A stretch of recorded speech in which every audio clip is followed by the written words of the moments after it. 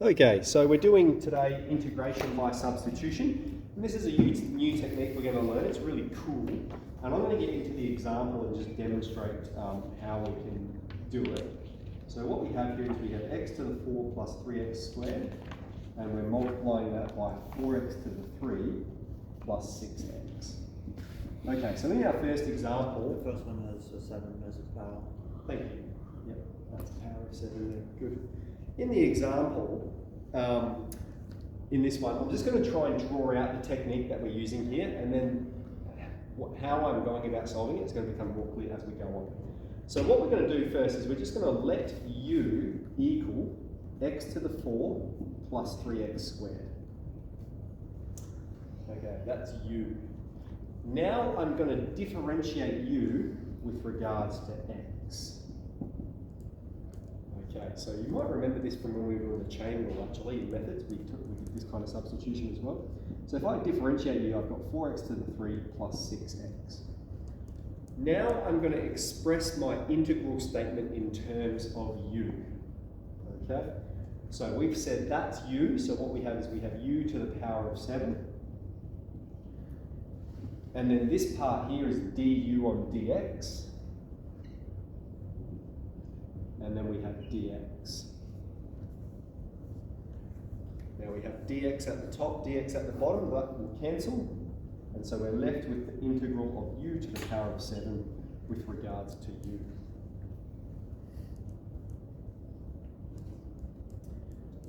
Now, what's the integral of u to the power of 7 with regards to u? Well, it's just like saying, what's the integral of x to the power of 7 with regards to x? Okay, so it's the same process, except we've manipulated this function such that it's expressed in terms of u. It would be u to the 8 on top of 8 plus c. And because we defined u in terms of x, we can now perform the substitution. X to the 4 plus 3x squared to the power of 8 on top of 8 plus c. So that is integration by substitution. So it's pretty clever that we can perform this kind of analysis. We can get rid of the dx's and integrate with regards to u. The tricky part of this then is just going to be figuring out which part's u and which part's du. Okay, so we'll move on to example B, which we have is sine of x to the power of 5 cos x. So when we're looking at this, like we're using substitution for the composite function, aren't we? And so the first part is the composite function because it's sine of x to the power of 5. So I'm going to go let u equal sine x, then du on dx is going to be cos x. So our integral statement then is u to the power of 5 with regards to u.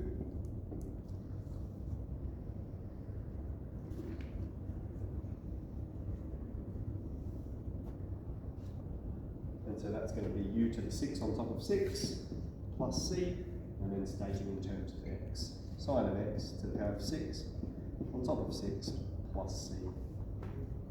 That b.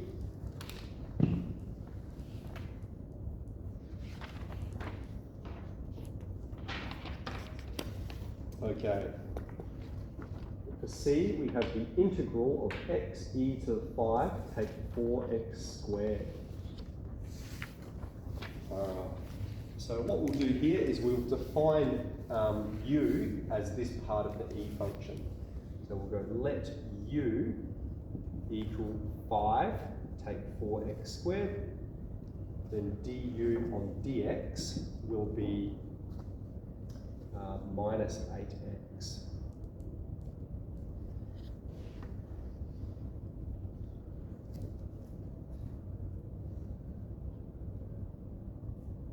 Okay, so here this one's a little bit trickier because there's a bit more manipulation required. What we have, I'm just going to write what we have then in terms of u. This is what we have in terms of u. We want to use this somehow, but we don't have minus 8x here, we've just got x. Nonetheless, we can manipulate this expression to get x by itself. We can multiply both sides by minus 1 on 8. And so the expression that we get if we do that then is x is equal to minus 1 on 8 du on dx.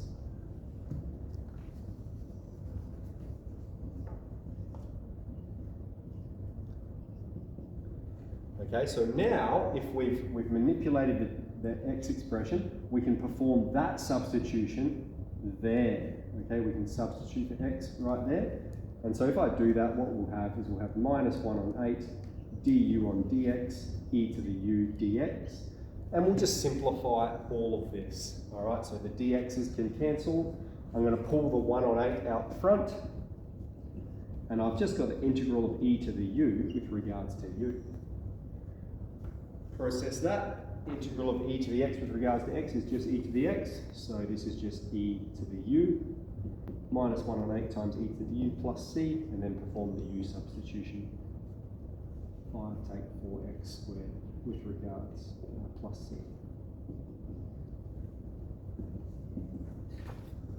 Alright, so a little bit trickier, that one there. So that was c, onto d. Integral of 2x plus 5 on top of x squared plus 5x. And so when we're looking at a function like this, okay, one of the things we can pretty clearly see, if this is u, this is du. All right, so we're clearly seeing a link between those. And so what I have, I'm going to let u be the bottom part of it, x squared plus 5x. And so then du on dx will be the top part, which is 2x plus 5. And so we can express this integral expression as 1 on top of u, du on dx, and then dx. So the integral of 1 on top of u with regards to u is ln modulus of u plus c, which is x squared plus 5.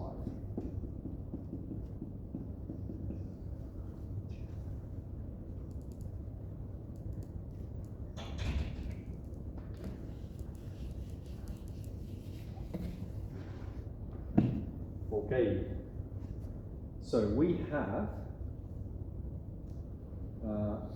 e cos to the 4x sine to the power of 3x. So before we integrate this, we're just going to process it a little bit, because if we define this as u, this is not straight away du on dx. So what we'll do then is let's talk about sine to the power of 3x, and we can express this. One way we could express it is that it is, I'll do it in a couple of steps, it's sine squared x times sine x. And one way we can express sine squared x is that it's 1 take cos squared x. Okay? So now I'm going to replace sine to the power of 3x here with this. And so we've successfully broken it down with regards to x. We'll perform this expansion. So what we have is we have the integral of cos to the 4x, take the integral of cos to the 6x, cos to the 6x, that's multiplied by sine x. Distribute the sine x as well.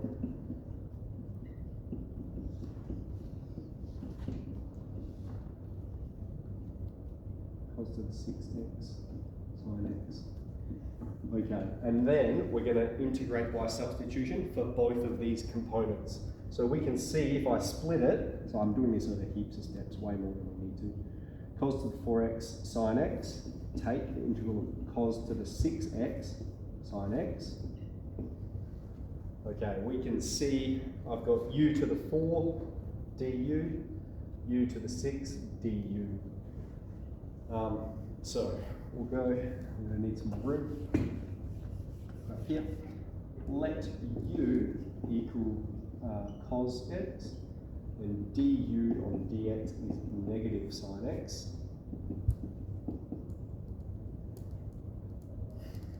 So what we have here then is we have the integral of u to the 4 times negative du on dx times dx, and take away u to the 6 times negative du on dx.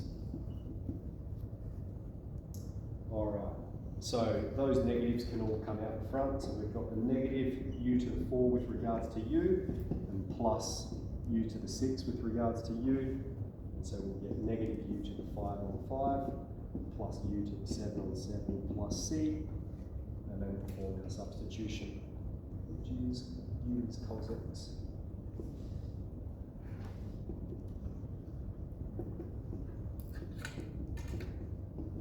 Alright, so quite a long one there.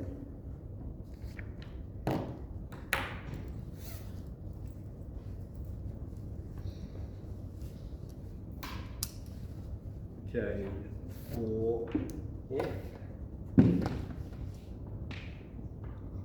we have integral of cos x on top of the square root of sine x. Okay, so you're going, which one do I do here? Well, this one's the composite function, isn't it? So it's always the one that's composed of multiple parts. So what we have then, if we go let u equal sine of x, then du on dx will be cos of x. And so we'll write our integral statement in terms of u. What we have is we have 1 on u to the half times, well, with regards to u, it's going to work out, du on dx times dx. So that's u to the minus half with regards to u. And so when we perform the integral, we're going to have u to the half on top of half plus c, 2 square root sine x plus c. F.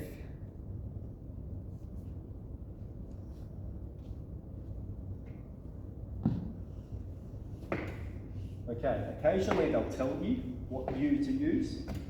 So for this one here, we've got integrate x squared times the square root of x plus 5. Let u equal x plus 5. So what we're going to do then is, if we're doing that, we need to somehow write this in terms of u. So if u is x plus 5, well, one substitution we can perform is that x is equal to u take away 5. Right? So I'm going to put u take 5 where this x is. So our integral statement can be u take 5 squared multiplied by the square root of u.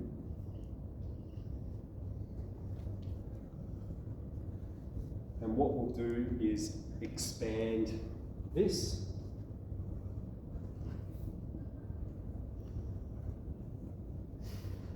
Now I'll just also mention here, if this is u, du on dx is 1, isn't it? And so we can just chuck a 1 there because the whole thing is multiplied by 1. So we do have a du on dx here.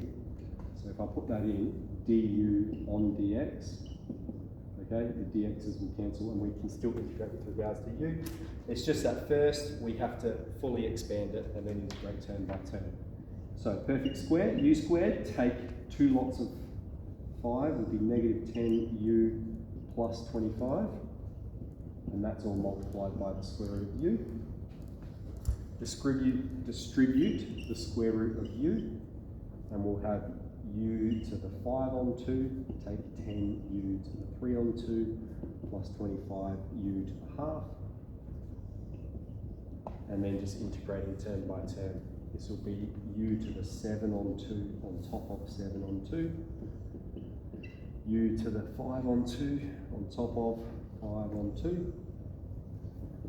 and 25u to the 3 on 2 on top of 3 on 2, plus c. Okay, we'll simplify that and perform the u substitution. So we have u is x plus 5. So what it's going to equal then is 2 on 7, x plus 5 to the power of 7 on 2. Take, and then we have 20 on 5. We'll have 4 lots of x plus 5 to the power of 5 on 2. And plus, we'll have 75 on 3. Sorry, 50 on 3. And x plus 5 to the 3 on 2. Plus c. Alright, so occasionally they'll get a little bit trickier like that, where we have to define it. And then for our last one, g, we just have a definite integral. So we have the integral from 0 to pi on 2 of cos x e to the sine x. Okay, this is our composite function. So dx. So we'll go let u equal sine of x.